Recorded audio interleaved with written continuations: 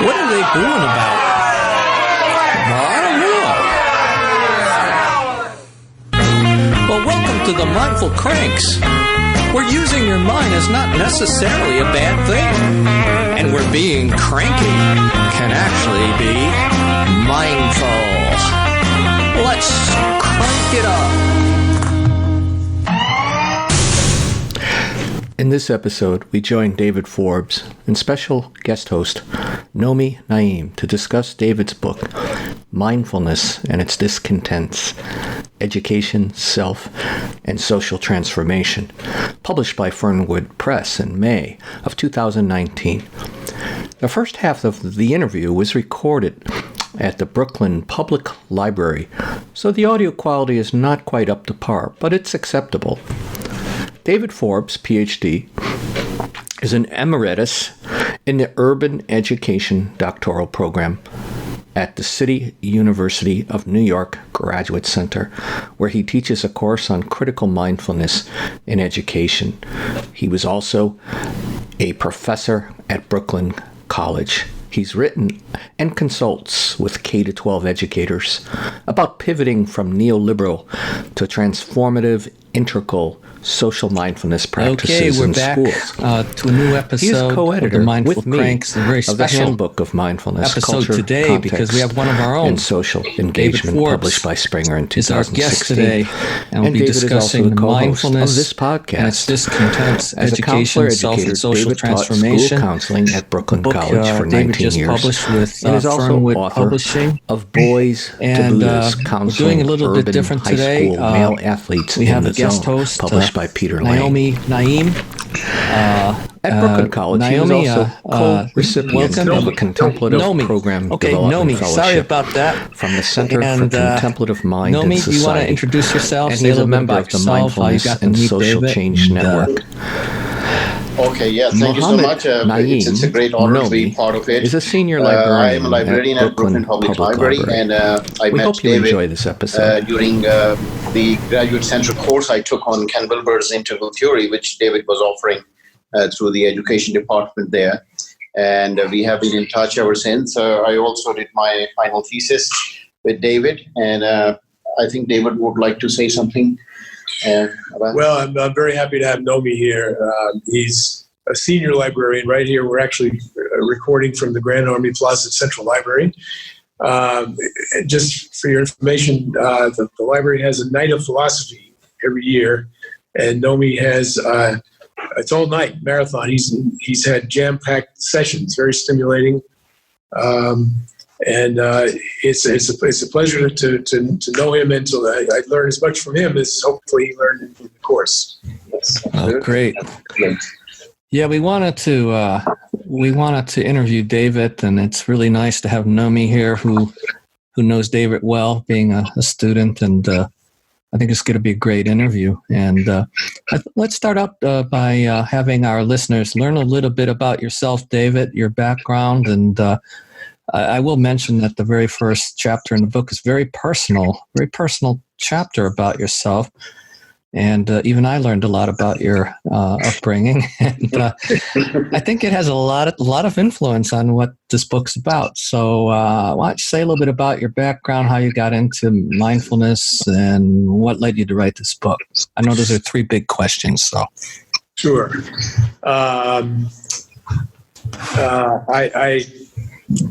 I don't know where to begin. Let's see. I came to mindfulness kind of late in life. I had always studied psychology and counseling. I'm a counselor educator. And I was a little bit wary of some of the what seemed to be New Age or almost Eastern philosophies, although actually I'd always been interested in Eastern philosophies. I'll take that back. But I had been in therapy, actually, and I kind of got stuck. And my therapist has suggested looking at Kent Wilber and integral meta theory and mindfulness. And that actually helped me a lot when I realized I didn't have to give up my critical thinking, which I'd always seen as something I wasn't going to let go of. I was always bothered by the idea of we used to hear about in the 60s to feel, not to think, and I wasn't going to do that. So when I was able to figure out I could do both, that sort of got me interested in this. But I was always interested in social justice and being an activist in various ways, and always wanted to try to put together the inner and the outer, really, the emotional, psychological work, and social justice, trying to change the world. So, I sort of I would shift back and forth. I suppose people do that. For a while, I was more into the mindfulness, and then I started. The pendulum swung a little bit in my mind. I said, "Well, where's the other stuff?" And I kept thinking about it. I was able to go to a lot of meetings, and something was missing. So in 2012, I think I decided to try to write a kind of a public article, and I called it "Occupy Mindfulness." Oh yeah, I remember that. And I was saying a lot of what you run and was saying, have been saying, in terms of, are we just adjusting people to the stress, and what about the social context of things? So I sent that article to David Loy, whom I didn't really know. I had met him a few times, and he said, "Well, you have to meet Ron Percy. You have to send it to him," which I did, and we became fast friends on email and the internet, and unbeknownst to us, somehow it's been part of an emerging trend, really.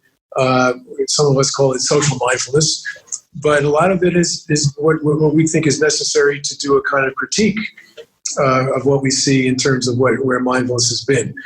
So for a while, then I wrote a book.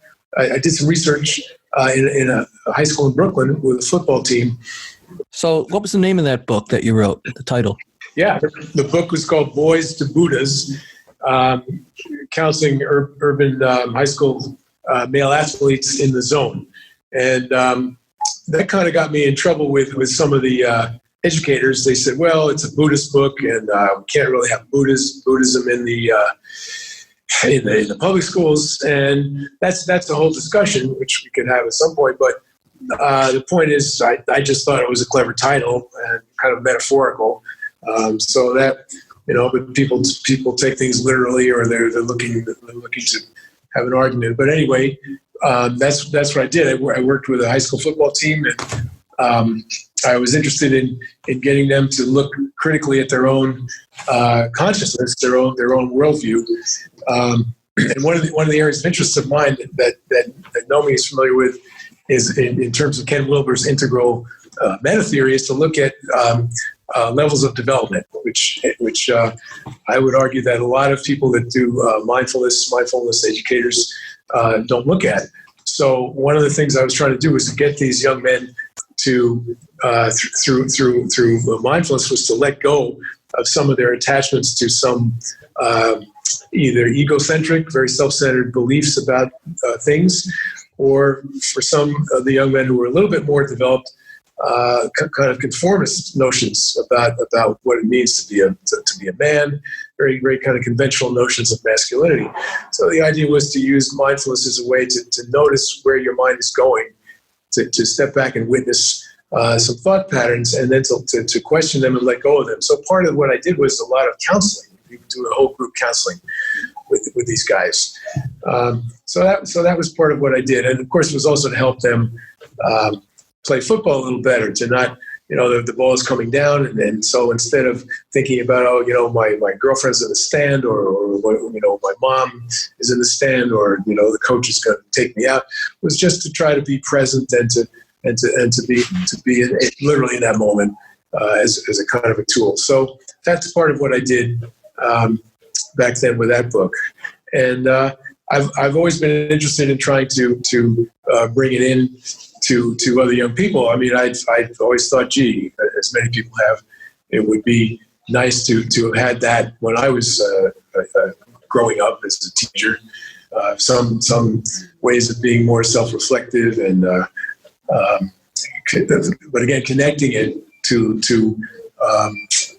social relationships and to society, which again is what I tried to do in the group discussions. It wasn't simply seeing things in these guys' heads and how that they had to adjust to things, but to raise critical questions about relationships with young women, with themselves, with their coaches, and to look at football even as a commodity, and so on. So that was the kind of context that I did mindfulness. Well, one of the things that strikes me is you've been teaching at Brooklyn College and the City University of New York for quite some time, and you've been teaching primarily, would you say, working class students? It's been a mixture, really. Yeah, I would say that we had quite a lot of working class students, people of color, African Americans, Latinos, Latinx, white working class. Yeah,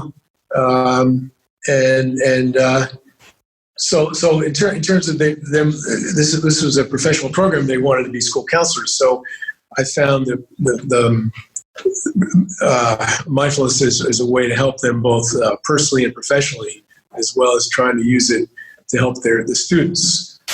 But maybe you were going somewhere with that question, right? Well, I think that first the book you wrote, Boys to Buddha. It seems like you've always had an orientation towards, as you said, social justice and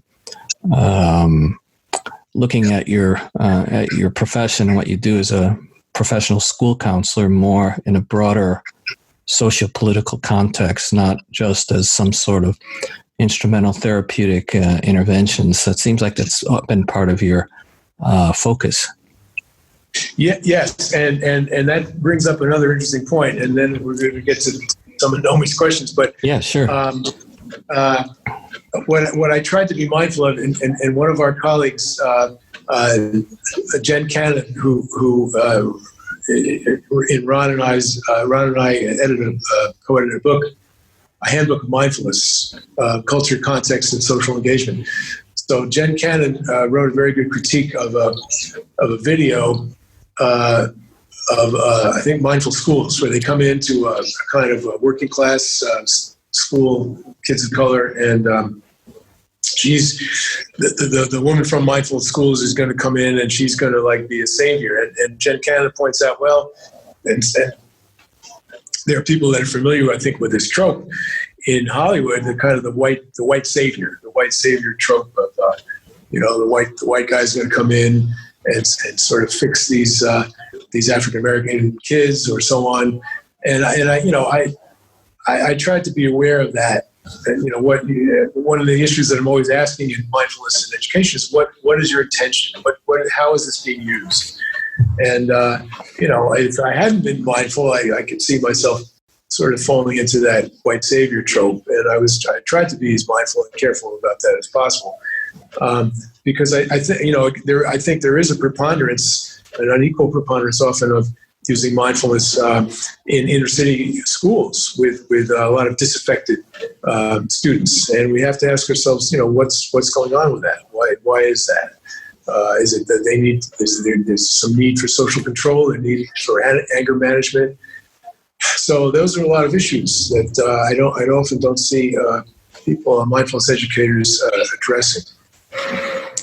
Yeah. I think we'll get to that. Nomi, so what sort of questions would you like to begin asking David? Yeah, I ordered lots of meditation books, and we also see at the library mindfulness books are circulating a lot. Right now, we have 197 million Google results when you type in mindfulness, and there are some 6,657 books in print on mindfulness. So the topic is very current and frequently searched. But what David's point of view is also very, very crucial, because despite all the practice, there is a blind spot which he has identified. And I think most of the literature on mindfulness does not cover that. So his book is quite unique in that sense, and also offers a way out of that blind alley that sometimes just meditating alone can get us into. So David perhaps can shed more light on that, why did you feel the need to write this book? Yeah, and again, I mean, of course, this is part of our Ron and mine Mindful Cranks approach. And Ron's book will be coming out shortly, and in many ways, I think our books complement each other. And that's really been troublesome, to see. And again, I know Ron has talked about this, but I refer to McMindfulness. I mean, that's the issue here. How it's become commodified, it's become very individualistic, and it's become reinforcing what we a number of us, Ron and myself and others, refer to the problem of neoliberalism.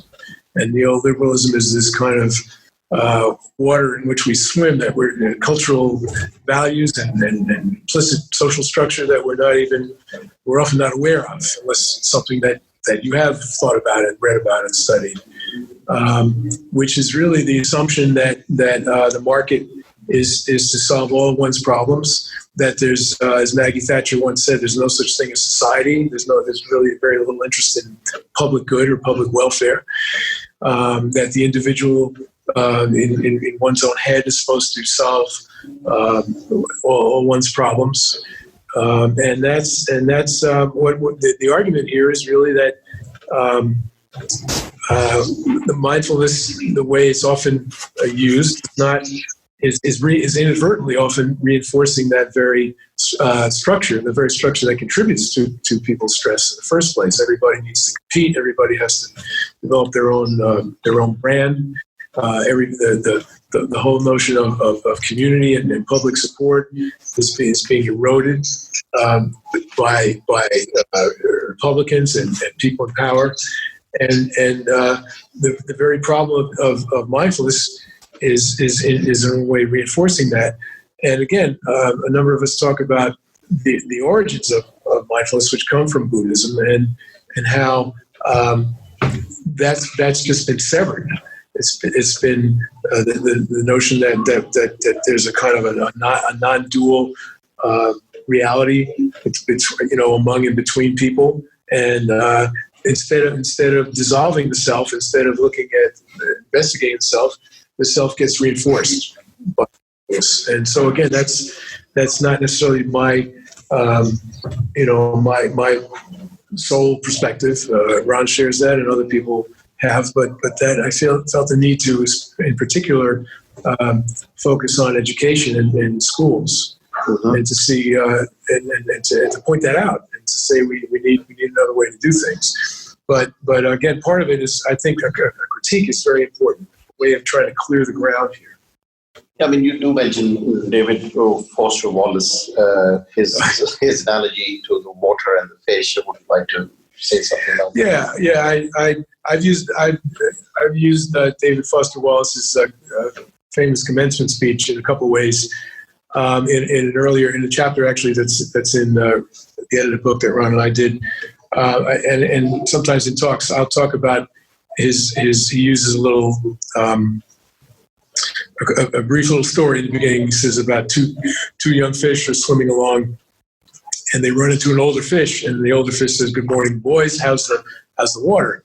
And he swims away, and the two young fish look at each other, and they say, "What the hell is water?"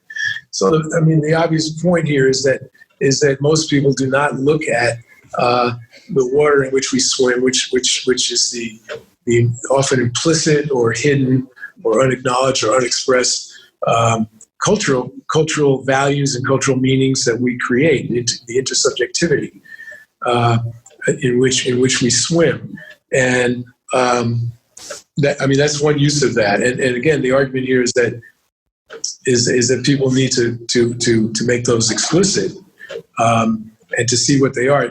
A lot of mindfulness thinks that the things are just given, and Ken Wilber talks about that as the myth of the given, which is that we all agree that the way things are, or see things as they are, is just objectively true. And the point is, no, we need to interpret and to have a dialogue and to have a discussion and to look at how people create meaning together and how that meaning can be changed. So a lot of mindfulness educators just gloss over that whole notion. So that's one use of the David Foster Wallace story. The other is I kind of get into. I have a little fun, but for myself, I don't know what people think of my chapter, but I have.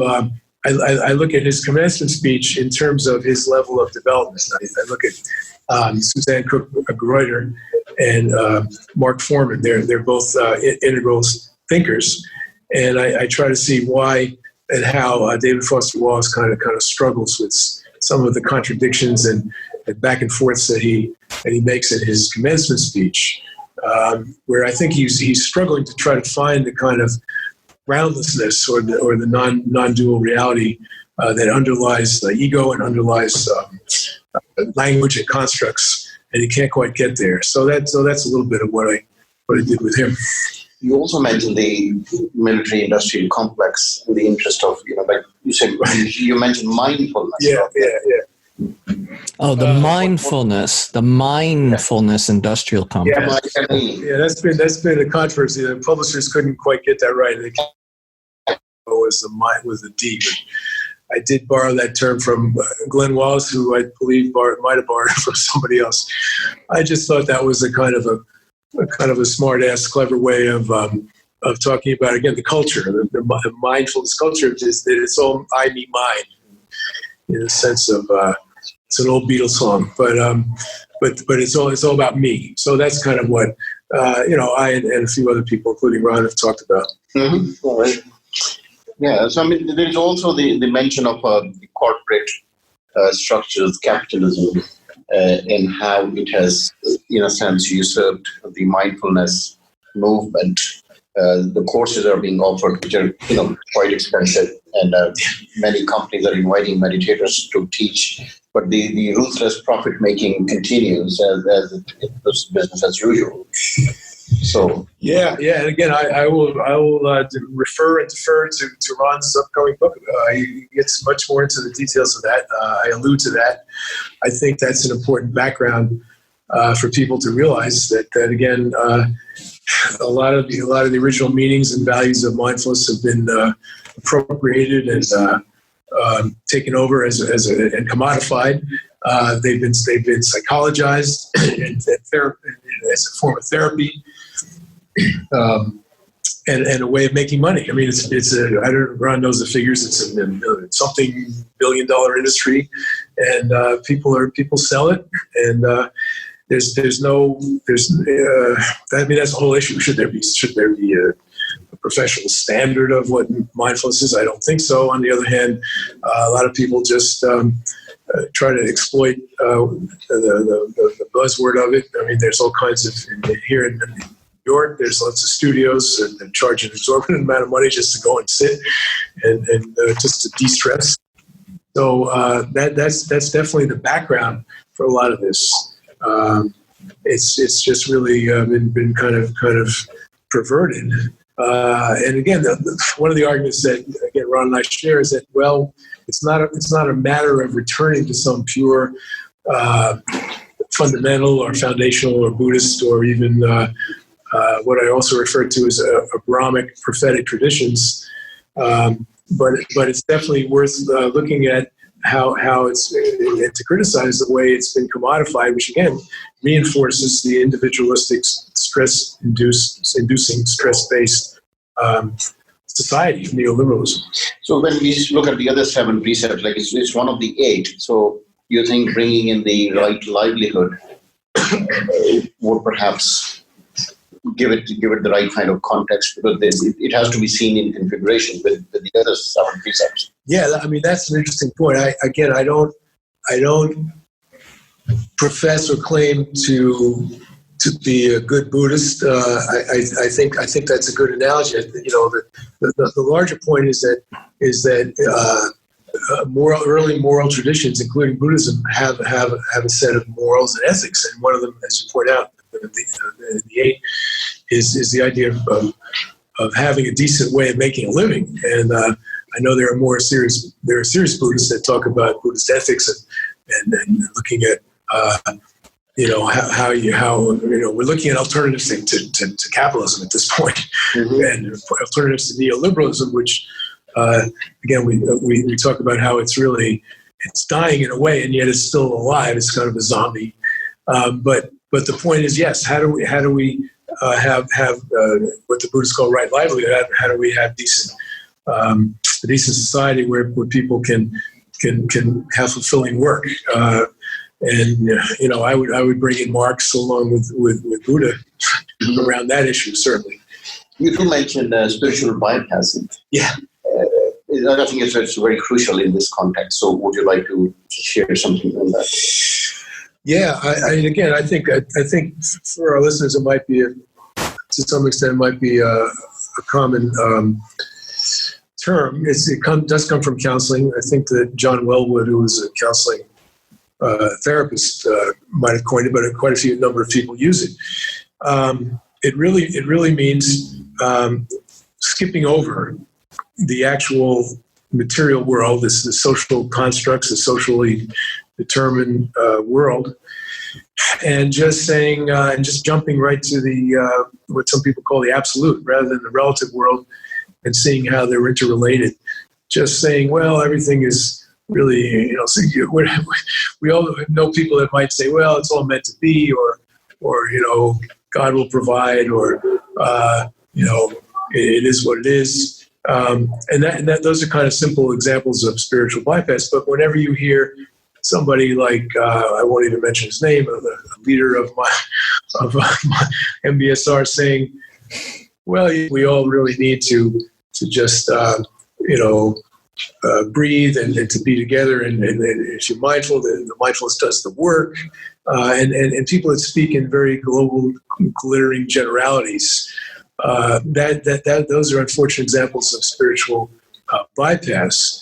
And just real quick, one of the examples that Ron and I wrote about, I mentioned in the book, he might mention it in his book, is in 2014, the Wisdom 2.0 conference in San Francisco, where housing activists disrupted the meeting because Google and these other Silicon Valley groups were completely unconscious and irresponsible in terms of their effect on the critical housing crisis that's happening in San Francisco. And people just tried to rip the banner off that they raised and kicked them off the stage. And then after that, the Google people and all of the Wisdom 2.0 people that spent lots of money on the conference just said, well, let's just breathe and see and try to understand where people are coming from, and with loving kindness. And oh yeah, they have different views from us. It was very condescending. It was very insulting. And that to me and to us, I think, is a good, unfortunate example of spiritual bypass, to not bring it down to earth, to not see the actual social realities that are happening. And again, I talk about that in terms of school, to look at, people will talk, mindfulness educators will say, oh, well, feelings are just visitors, anger is just a visitor, and just step back and notice it, instead of really looking at what's the actual social conditions of many of the students, and of also many of the teachers.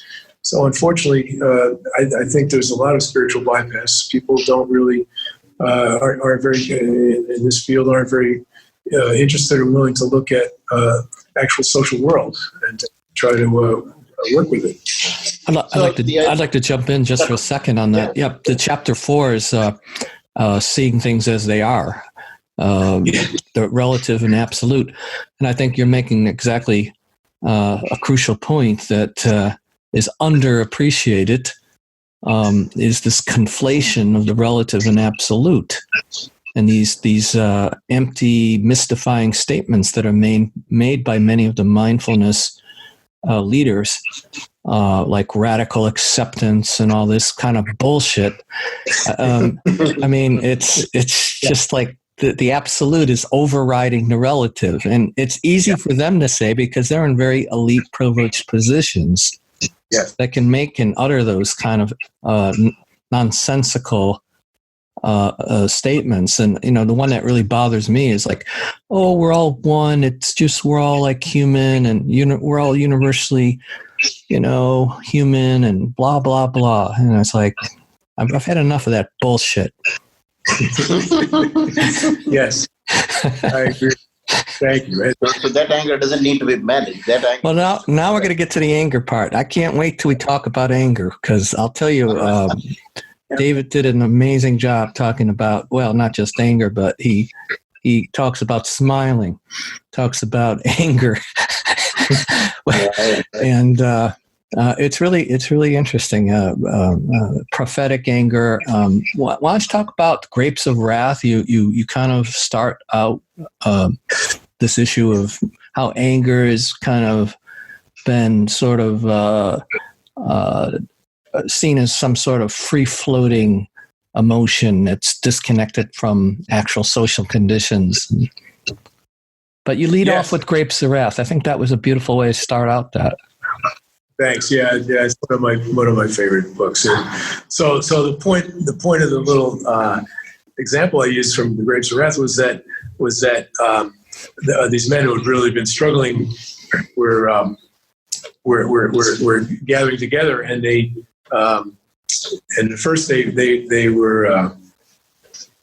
they were very worried, and it wasn't a matter of fear anymore. It was anger, and the anger was very healing and in a communal way, and it galvanized them, and it actually clarified things for them to see what was going on and to work together.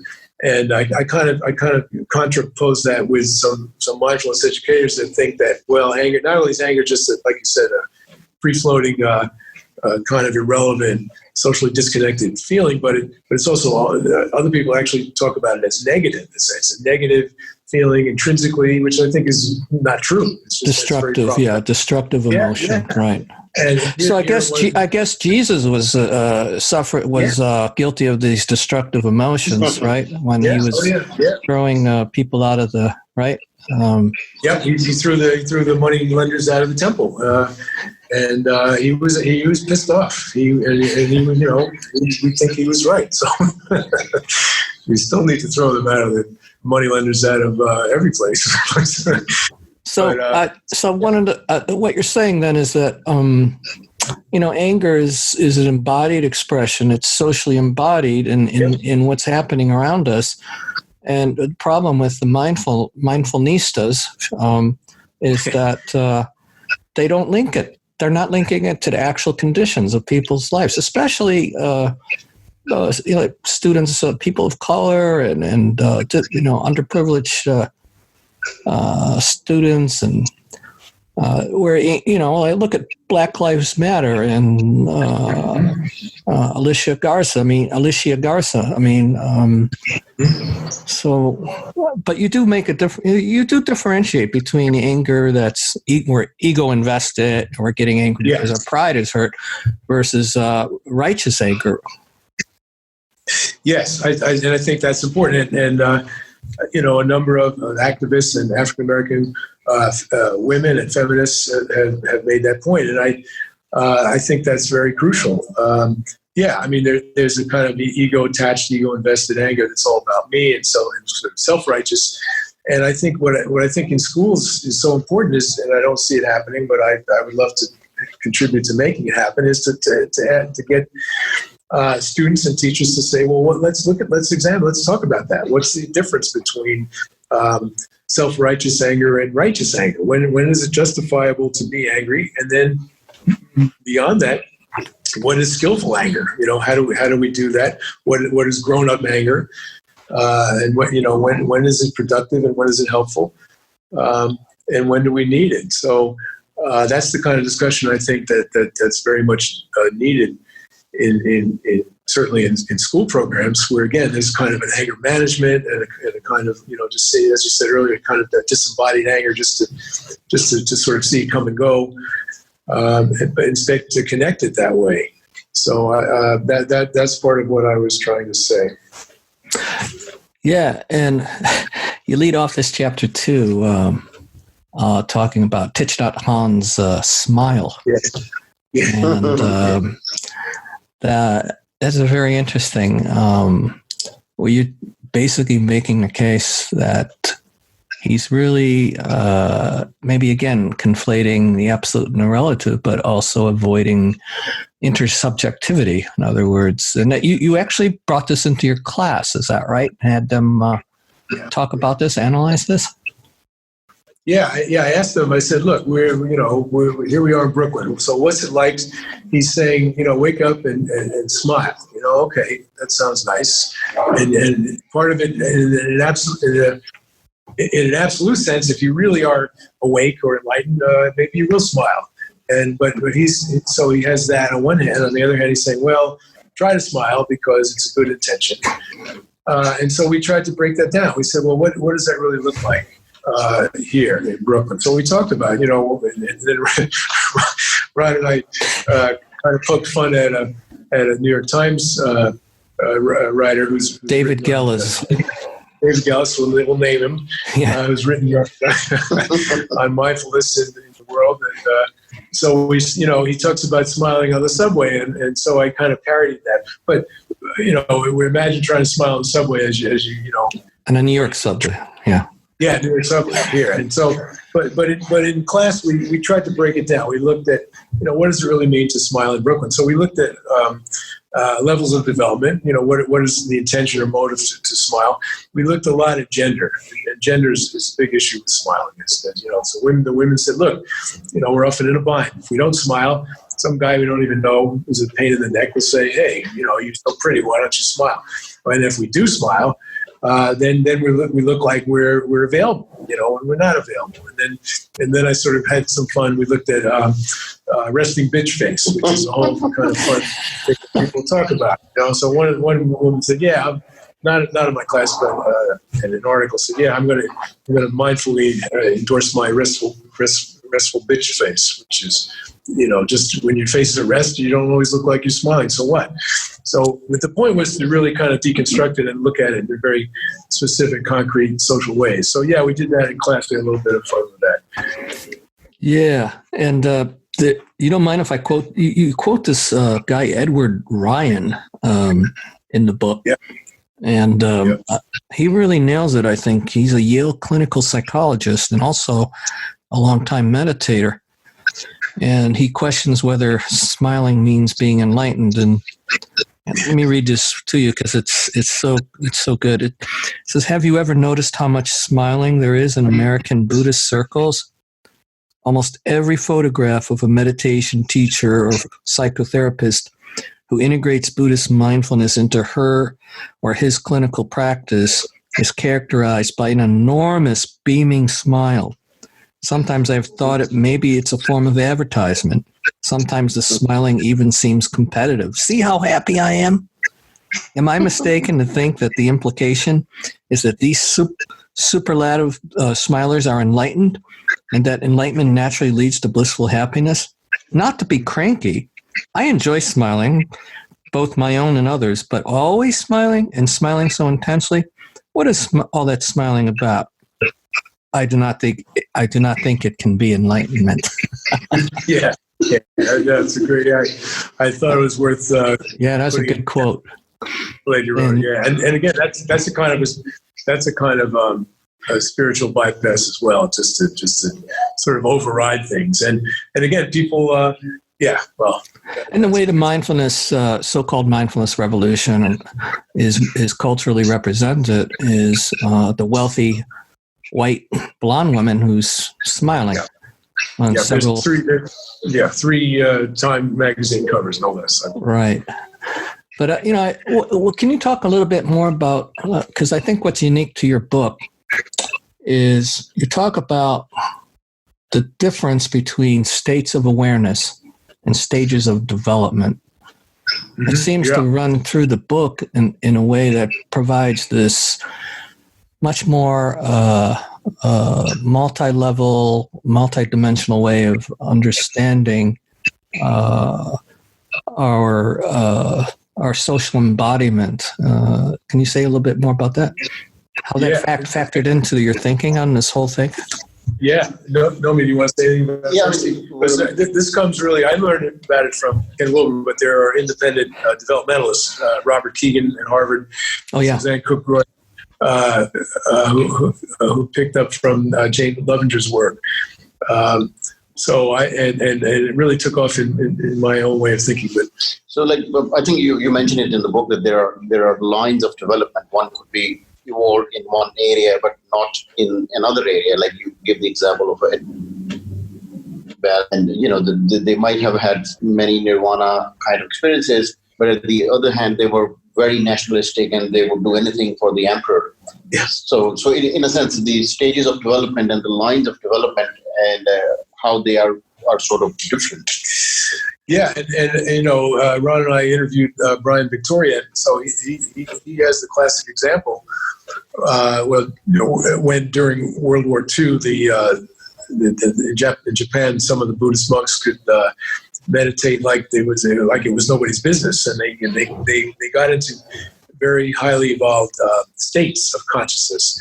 And yet, if we step back and look at their stages of development in terms of self-development, they were, unfortunately, a number of them were at a very, as Nomi points out, a kind of a ethnocentric or nationalist or very conformist or conventional, also called sociocentric level of development. So, and again, I think, unfortunately, a lot of people in this field don't look at levels of development that again, I think it's a contribution of Ken Wilber and some of the integralists.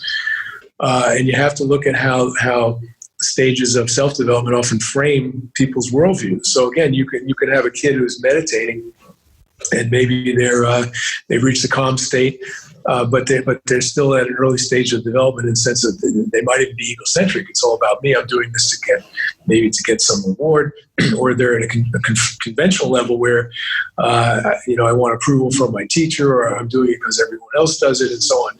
And there's very little understanding or analysis of that of that level of that need to look at people's levels.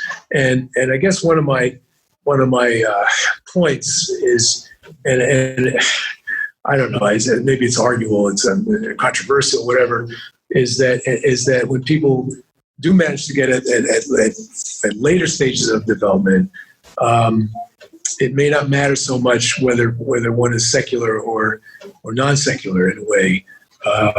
When people reach a stage where they can experience something beyond what people call ego construct or ego. What is it called? Construct or ego?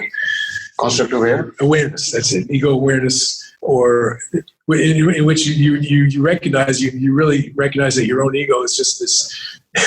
It's just not this solid thing that you don't have to be attached to. And construct awareness is when you really reach this later stage of development where you realize that language is just sort of arbitrarily or artificially dividing the world into dichotomies and so on, and that there's this, again, kind of underlying groundlessness. So that, yeah, I find that working on stages of development is very important. And what I think is there's a nice parallel, actually, I don't even know if I mentioned this in the book, between well, you can use mindfulness as a way, as a kind of developmental tool, which I did mention in my earlier book, Boys to Buddhas. And of course, there you have to be wary too, because the whole point of mindfulness is not instrumental. And you can see it instrumentally up to a point, but if you're only doing it for instrumental, then you're back to the races again. But you can use mindfulness to consciously let go of your own stage of development. You can notice as you meditate, where your thoughts are, what kind of thoughts they have, and then you can step back when you're not meditating and kind of analyze where you're at and let it and notice what stage you are at. And if you want to kind of move to later stages where you're letting go of your own attachment to your own point of view. So later stages, the more you are at later stages, the more you're able to take into account other people's points of view and other people's perspectives, and you're taking things less personally. So there's a connection here between some of the, for example, Buddhist teachings and a kind of stage model of development, where you're letting the ego go at later stages of development. Yeah, and you've made the point that from your observations that most mindfulness educators, especially in public schools and schools, they really don't differentiate between states and stages. No, they don't. And so by virtue of that, they, again, as I said earlier, they inadvertently reinforce conventional and conforms within the relative world of a competitive, meritocratic notion of school, or individualism, and you have to compete against others, and look for, and again, this is marketplace, the whole notion of the U.S. competing. So again, without looking at values and qualities that a stage model can contribute to, that's what happens. You end up reinforcing it.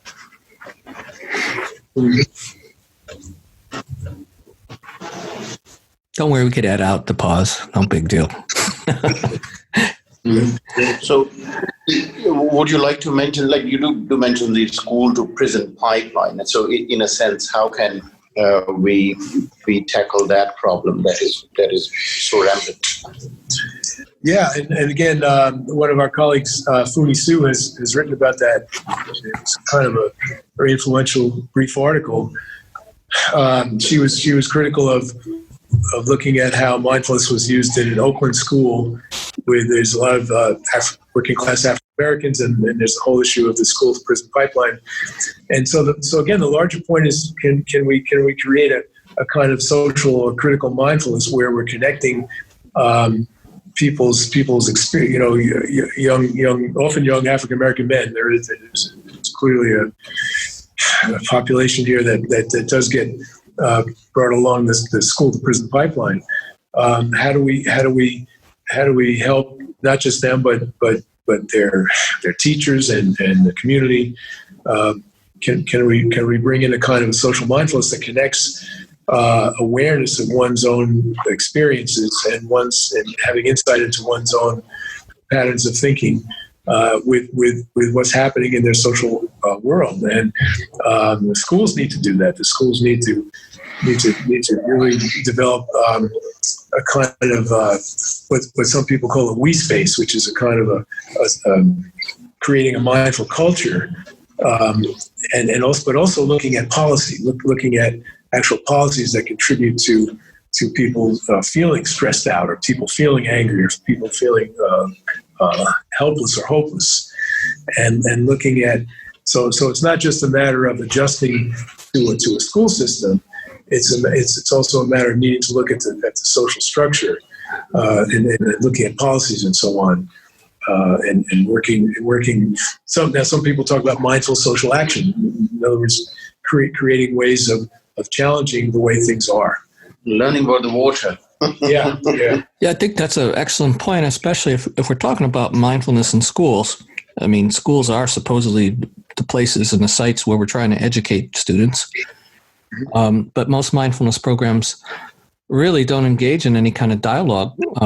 Anger comes up, or someone is not wanting to participate in the program, and we just tell them to go sit and focus on your breath, and there's no discussion whatsoever of these kinds of issues that you're talking about. It seems quite almost ironic that it doesn't sound like education to me. It sounds more like indoctrination.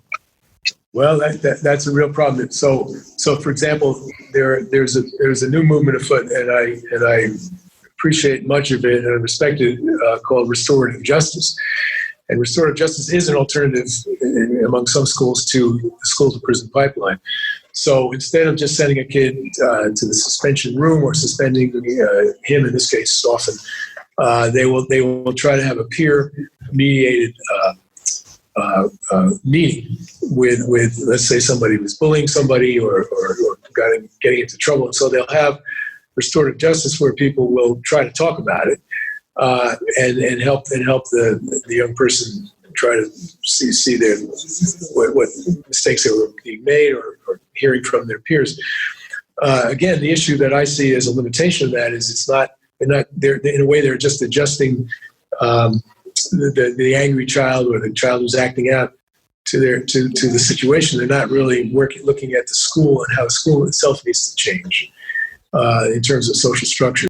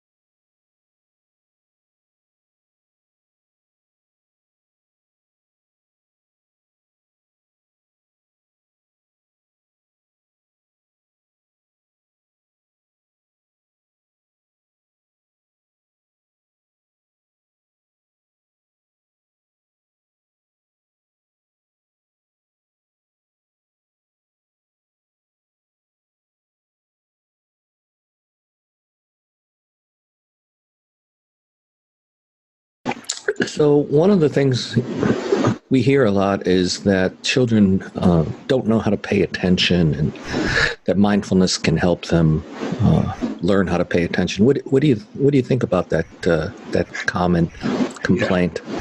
Yeah, I get a kick out of that.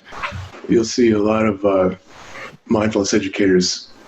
One of the favorite tropes is every day we tell kids pay attention. If you're a teacher or a parent, but we never tell them how. And that hooked me originally. It was like, wow, yeah. And then the answer is supposed to be mindfulness. That mindfulness is a way to focus and to pay attention.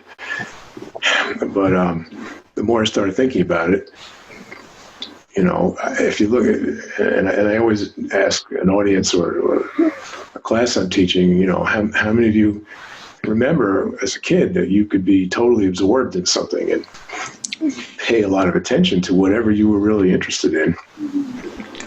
And, your parents would have to call you in, or, it was dark and, you're still out there doing something. And of course, in today's world, you have kids that are totally paying attention to video games and social media and so on. So, it's not a question of attention per se. It's what that calls into question is the nature of schooling, the nature of what is it that the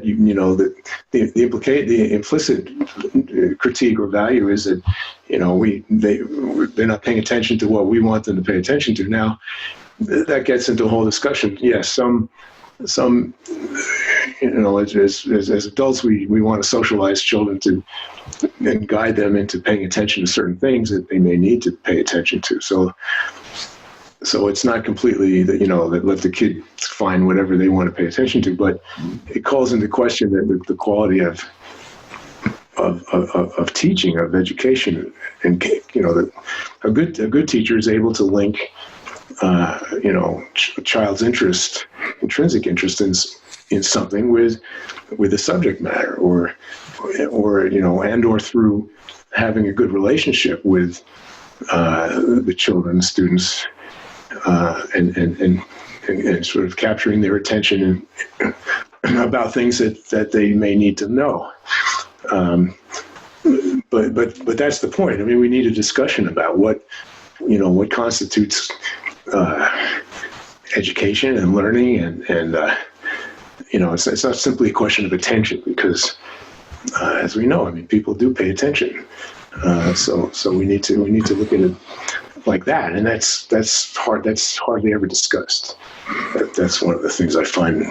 Right, and especially in American public education, so much of the curriculum is the teachers themselves have their hands tied. Yes. In terms of their autonomy. And we hear a lot today about the demoralization of teachers. They get into this with high ideals and hopes and passion, and that gets kind of burned out of them within a year or two. So, definitely. Whereas if you go to Finland, the Finland story is that teachers have a tremendous amount of freedom, and there's no high stakes standardized test. Nope. So it seems like the whole mindful school initiative is very narrowly focused on, I think, who was that theorist I just read? Was it Edward Smolin or someone?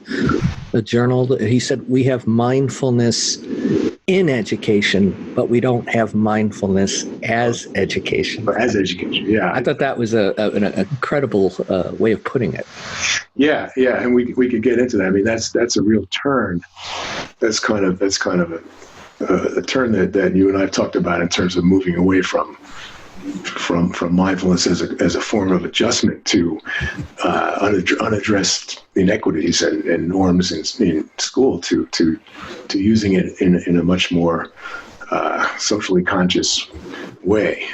But yeah, I mean, the point is that there's next to nothing in terms of discussion about the meaning of education or the actual day-to-day culture of a classroom or children's lives and so on. And so, as you said, teachers are leaving the field here in droves, and they're disrespected. There's a lot of union busting. The good news is that in the last few years, there's been some teacher strikes, and teachers are fighting back. But all of that, it just remains kind of in the background. It's this unaddressed issue, and then mindfulness is sort of overlaid on top of it as a kind of a technology, without questioning, the quality and the nature of the school. And many blame the internet or smartphones, electronic devices for the problem of attention deficit with children. So, what do you think about that? Yeah, that contributes to it. I don't think that's, it's easy to point a finger just to technology or to social media. I think it's often a double-edged sword. There's a lot of other positive aspects to it. I think the larger question is the kind of the social production of social media and technology. So Silicon Valley spends a lot of money and brain power in terms of getting kids to do clickbait, to swipe, to in fact get their attention, to return to the notion of attention. Attention has become a commodity, and so it's one more way of making money. Right.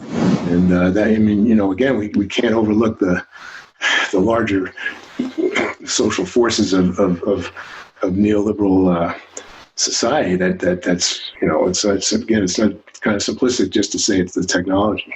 Yeah. So attention has been monetized, and like you say, that they design for addiction. They have laboratories that do nothing but try to figure out how to capture attention one of the areas I'm interested in is to try to develop a curriculum that, at least I think, developmentally you could start in middle school or certainly high school, to get kids as part of a broader approach to a kind of a social mindfulness is to read and study the articles that show just how the Silicon Valley folks are doing all that, and so that they can step back outside their own experience. Didn't you mention an example recently about a young girl who had an issue with perfectionism? Were you the one talking about that she had this issue of perfectionism, and you were trying to connect mindfulness, social mindfulness, to have her question that? Yes, it wasn't just one young girl. It was. I was able to visit an after-school program in a high school in Brooklyn of a club, an after-school club called Young Women of Color, and they invited me to talk about mindfulness a little bit, and so they shared. A number of them shared that they really were hard on themselves and were very perfectionistic. And my point was, a typical kind of mindfulness would be sort of to notice the feeling and to breathe through it and to maybe feel it and let it go. And then what I've often seen is then you have a kind of alternative positive mantra. I don't have to be so hard on myself, or I'm worth good as I am. And my point was that some of that is fine, but in addition to really link it with larger, especially here is an opportunity. They were young women, so there's a lot of girls and women's issues here, and they're people of color. To look critically at what are the messages in society? How is the social media and the media, corporate media, conveying some of these negative messages that they adopt and internalize and make them have a sense of that that they have to be perfect, and that they're never good enough, and so they've internalized a lot of this. And so I would like to see a kind of a group discussion of a kind of critical mindfulness that links some of those thoughts. I mean, when you're mindful, you say, "Oh, yeah, there's that thought. I'm thinking about the future," or "There's that thought. I'm being perfectionistic." Well, then you can have a group discussion about, well, let's look at why are so many of us experiencing that, and let's trace the sources of some of those messages to, in a critical way, to larger social forces, and then that could lead to supporting each other and questioning what's happening, and to even resisting and taking some mindful social action. Yeah. In your book, you have a chapter actually, Visions for a Counter Program, and kind of revisiting issues of anxiety, issues of self-care, anger, looking at the social conditions that trigger anger, and not just having people, see anger as some sort of free-floating, depoliticized emotion. And I think that's sorely lacking in mindful school programs, as you point out. Is how do we contextualize these emotions and using it as a form of it as education? And I think that brings up an important point about education as a formative force for democracy. Mm-hmm. And it seems to me that the whole mindfulness in schools movement is blissfully unaware of how these neoliberal forces are operating in the background. Your whole book is about, hey, you're recontextualizing a technique and dropping it into kind of a bloodbath of competition, survival of the fittest kind of forms of education, which are, kind of detrimental to the identity formation of citizens. And so, this whole idea that blaming everything on the internet, no, neoliberalism was ripping away our sense of solidarity, or it was making people indifferent to the plight of others way before the internet.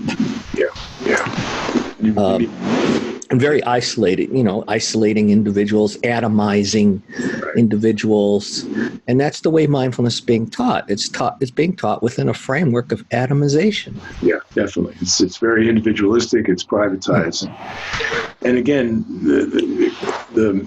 it's one of the metaphors they use is the water in which we swim. It's so pervasive and so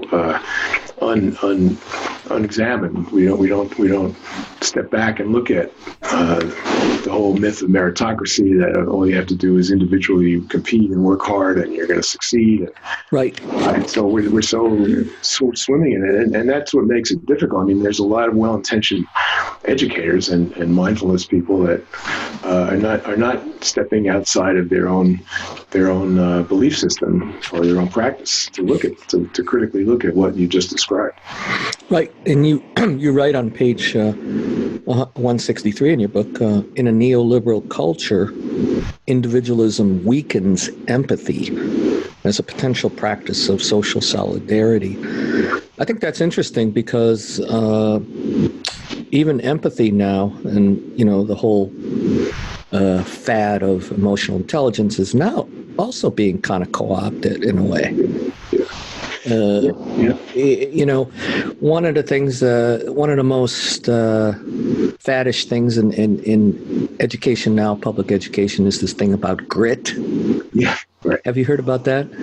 Yeah, I mentioned it in my book. Definitely, it's part of the. It's again, these are psychological qualities that are abstracted away from actual social context of people's lives, and resilience, grit, and they're seen as intrapsychic, and they're seen as personal qualities, and they're talked about as if there aren't any actual social conditions. So that's a problem. Yeah, and so, as you say in the book, that capitalism organizes empathy for its own ends, and mindfulness programs teach awareness of emotions, but they don't address how emotional life is related to the social nature of the lives of students, teachers, and community members. I think that's just really quite a cogent way of getting at the heart of the issue here. Yeah, thanks. No, and again, some mindfulness educators deliberately do that. I mean, again, they're seeing it in a well-intentioned way. They're saying, well, feelings are just visitors, and you don't have to own them. Just visitors. Yeah, I've seen that, and again, it abstracts away from the actual social relations. It's very subtle. And then to go back to empathy, I talk a little bit about Daniel Goleman. I mean, it's very seductive. You have social intelligence, emotional intelligence, empathy. But then he kind of discloses his hand by talking about compassionate capitalism. That's in one of his books. So it's like, well, is that the pinnacle of empathy? Is that he really has to kind of. Sounds like an oxymoron to me. Well, yeah, I couldn't agree more. I mean, I know you're a big fan of Henry Giroux. Yeah. He had a recent article in Truth Out that I am just completely enamored by. Yeah, I found it on your Facebook page, and I copied it for myself. Yeah. Yeah, he does talk about countering this atomization. I think that's one of the key themes in this article, and he makes the point refusing what Robert J. Lifton called malignant normality. Yeah, and perhaps that's what's going on in the mindful school kind of field, is that they're teaching mindfulness within a malignant sense of normality. Yeah. They don't step outside and critically question the culture. And I know that we've had this discussion, and we find, I was at a conference recently, and there are many people that still would say, well, if only everybody just individually practices mindfulness, it's going to transform the culture. It's going to transform the social institutions. And that's we argue against that. That's just. It's wishful, magical thinking. Yeah, and but that's about as far as they go, because they're missing that kind of stepping back and looking at the critical context. And the sad irony of this, to me, is that mindfulness is a pedagogy. It's a pedagogy, and like Henry Giroux says in his article, that what we need is a pedagogy as a politics of persuasion, pedagogy, a critical pedagogy for identity formation and resistance. Yeah. And it seems like they're missing a golden opportunity to do that in the mindful school movement. It's buying into the whole neoliberal ethos, and so one of the things that you talk about is mindfulness as a form of collective resistance, and talking about agency. I think it's something very important. What's your thoughts on that? I'm trying to think. In terms of how mindfulness has the potential to support resistance to neoliberalism. I think you've been saying that throughout the book and offering a counter program. Yeah. But do you see that actually happening on the ground from what you've observed? In terms of mindful school, mindful school program. I don't really see it in schools. I'm very much trying to to introduce it into schools. I know we have some colleagues that are doing more community or activists who are trying to bring in mindfulness they're already doing resistance and kind of critical social action. So they're trying to bring in the mindfulness. But in terms of what's happening in schools, I don't see it. That's why I'm trying to suggest the need to bring it in. For example, as we said earlier, with dealing with anger and figuring out what's healthy anger, what's grown up anger, how can we use a mindful practice to come to bear on anger in a way that's healthy and resistant, or self-care is another common area. It's not just this privatized, individualistic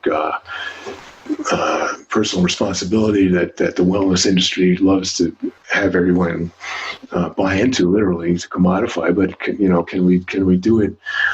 Can we bring in a kind of mindful consciousness where we're helping each other and we're questioning, why people are stressed out and so on. So, yeah, I'm hopeful that some of these ideas will bear fruit, but right now I don't see too much of it. Some people will argue against me. They'll say, "Well, yeah, it's happening, and we're already doing." Creating a nicer community in schools, and that's good. I mean, I've seen a little bit of that. Seen some compassion, but again, compassion in what context? Who can afford to be compassionate? How does that play out in a school where there's a lot of inequities, a lot of anger and violence, and in the community. So what does it really mean? It kind of becomes a floating term, or the whole notion of I think you and I were reading an article about niceness. That is just a matter of being nice, and so these things have to be interrogated. That's what I'm always hoping. I'm going to ask you a question that I often get asked, and what's the harm if mindfulness is providing modest benefits to students?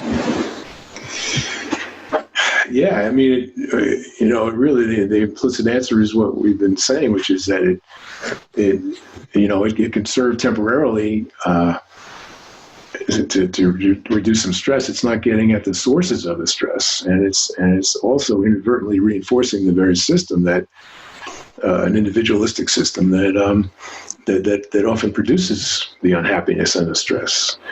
And then I know you talked about, then that brings up the whole question of what does it really mean to be happy, which is hardly ever discussed as well. I mean, people kind of buy into the conventional notion of what more material success, or So I mean, the question is, it can alleviate some unhappiness and stress in a small way, in a short term. But it's it's not, the argument is it's really just it's not changing anything. It's not changing the sources of it, and it's really just adjusting people to things that need to be changed. Yeah, there's a similar parallel in terms of how antidepressants and pharmaceuticals are being doled out. Absolutely. Right. I mean, it's a way to help people just cope with. Right. And I mean, we need things to cope day to day up to a point, but well, it's like soma, right? And it's kind of a soma. Derrida, Jacques, the French philosopher, he talks about problematizing this whole pharmaceutical industry and antidepressants, and he calls it the pharmacon. I really, and he says this is kind of, the pharmacon is where a drug, we could substitute that for mindfulness, can be both beneficial and detrimental. And so I'm calling that the mindful con, which basically it kind of describes the risk of when mindfulness is hijacked, and corrupted Yeah. by commercial interest in profit-making enterprises. And I think when it comes to mindful schools, maybe, I don't want to paint a broad brush saying that all mindful school programs are corrupt, but there is one in particular I'd like to mention. Sure. Because I'm here in the San Francisco Bay Area, and there's a program called Mindful Life Project, which has been operating quite vigorously out of Richmond and Oakland, California. I received some letters from former employees of the Mindful Life Project. These letters were public letters that were presented to the Board of Education in Richmond. And it was quite shocking to read some of these letters. This one former mindful school teacher wrote that her training consisted of a total of 1.6 hours. And the next day, she was, quote, this is from her, fed to the wolves and basically told to fend for myself. I was given a binder with 33 weeks of lessons and with no experience or credentials to be on campus. So that's kind of shocking. And another former teacher said, who resigned, said, due to feeling uncomfortable with the unethical practices of Mindful Life Project. In her letter to school board, she said, I was under the impression that the other instructors hired at MLP would have some prior training in mindfulness. I was surprised to learn that most instructors had no prior training, no prior experience in mindfulness, and no experience working with children. Well, that's almost criminal. Yeah. And she went on to lament that none of the instructors had any training in children suffering from trauma or traumatic backgrounds. So it's it's supposedly a nonprofit organization, but she went on to say that the founder was focused on securing contracts. Yeah. She stated that the MLP is no longer in this for the good of students, but simply for the growth of the organization. And then I'll end with this anecdote that another former teacher reported that the Mindful Life Project stole rap songs and changed the lyrics and called it mindful hip hop without receiving permission from the artist. This teacher asked her supervisor if playing songs that have messages of death and destruction, is that cool? Supervisor replied, well, we take the negative songs and make them better. At the Downer School, this mindfulness teacher witnessed at the school's assembly a song being sung by her supervisor, Do Some Body Scanning, where the beat melody was stolen from rapper G-Eazy's original tune, Fuck With Me and Get Some Money. The children in the audience sung G-Eazy's version, including the profanity. Subsequently, the Bay Area rap legend E40, the owner of the record label, is now in the process of suing MLP for copyright infringement. Wow. Yeah, I think that's a good example of mindfulness. Yes, absolutely. It's sadly, but yes. Yeah, no, there's so many parts of that to unpack. First of all, it's really, as I think about it, there's a kind of Wild West out there in terms of all kinds of people hanging shingles and claiming to be mindfulness practitioners and trainers and looking to find some way of expanding their economic well-being, and then the whole issue of so many issues. I mean, in terms of trauma that has to be very carefully dealt with children. The whole issue that Candy Gunther Brown brings up around whether to opt in, whether it's mandated. So there's really a lot of things are happening now. There's supposed to be a training in New York City for the teachers, and I wish them well. I don't know. It's going to be this summer. We'll see. But Are they going to have enough hours? Is there going to be enough supervision? Is there going to be, monitoring of it in a way that allows for productive discussion? Is it going to bring in some critical questioning? I don't know. But those stories are very disturbing. Well, maybe we'll end on a pessimistic note. We've been talking to David Forbes. His new book is Mindfulness and Its Discontents, Education, Self, and Social Transformation, published by Fernwood Publishing. You'll be able to see it on the show notes. So thank you, David. It's a great interview. Thanks, Ron. It's always a pleasure. Thank you for listening to the Mindful Cranks. We appreciate your support and interest. It would really be helpful if you could leave us a review on iTunes. You can follow us on Facebook and Twitter, and you can find our show notes on our webpage, www.mindfulcranks.com. We look forward to seeing you on the next episode.